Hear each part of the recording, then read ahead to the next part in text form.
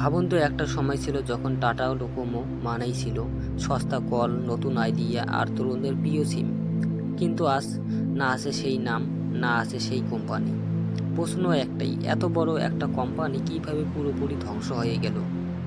আজকের ভিডিওতে জানবো টাটা ডোকোমোর পতনের ফল, ভুল সিদ্ধান্ত আর শেষ পর্যন্ত পতনের আসল কারণ। ভিডিওটা শেষ পর্যন্ত দেখবেন, কারণ শেষ অংশটা সবাই জানে না।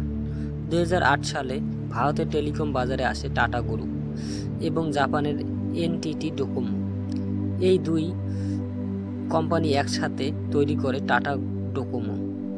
তখনকার সময় একটা ছিল ভারতের প্রথম জিএসএম সার্ভিস টাটার, আর প্রথম কোম্পানি যারা পার সেকেন্ডে বিলিং চালু করে।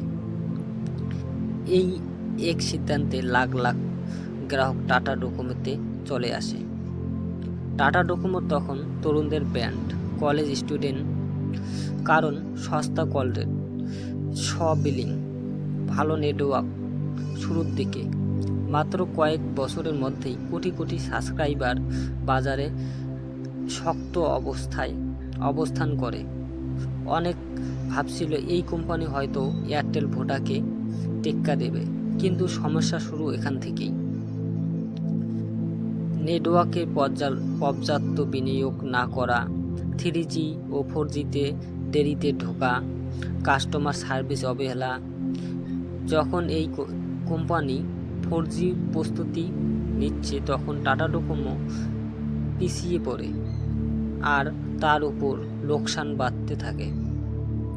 2016 সালে এই বছরটাই ছিল টেলিকম ইন্ডাস্ট্রিজ টার্নিং পয়েন্ট। কারণ একটাই, Reliance Jio, free call, free data, একদম সস্তা রিচার্জ। যেখানে বড় বড় কোম্পানি দেখতে পারলো না, সেখানে টাটা ডোকোমো তো একেবারেই ভেঙে পড়ল। গ্রাহক পালাতে শুরু করলো, আয় প্রায় শূন্য, ঋণের পাহাড়। লোকসান একটাই, বেড়ে যায় যে জাপানের এনটিটি ডোকোমো ধীরে ধীরে হাত গুটিয়ে নেয়। টাটা গ্রুপ একা পড়ে যায়, বিশাল ঋণ, দুর্বল নেটওয়ার্ক, কম গ্রাহক। এই অবস্থায় কোম্পানি চালানো অসম্ভব হয়ে পড়ে। শেষ পর্যন্ত 2017 সালে টাটা ডোকোমো মিশিয়ে যায় এয়ারটেলের সাথে।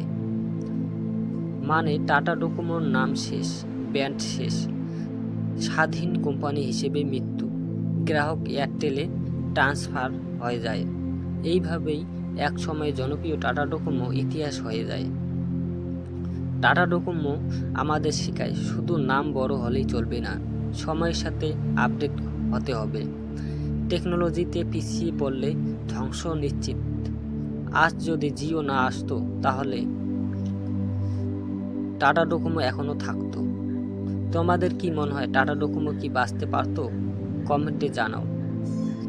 ভিডিওটা ভালো লাগলে লাইক দিন, কমেন্ট করো, আর চ্যানেলটা সাবস্ক্রাইব করতে ভুলবেন না। আরও এমন বাস্তব স্টোরি পেতে আমাদের চ্যানেলটাকে সাবস্ক্রাইব করুন।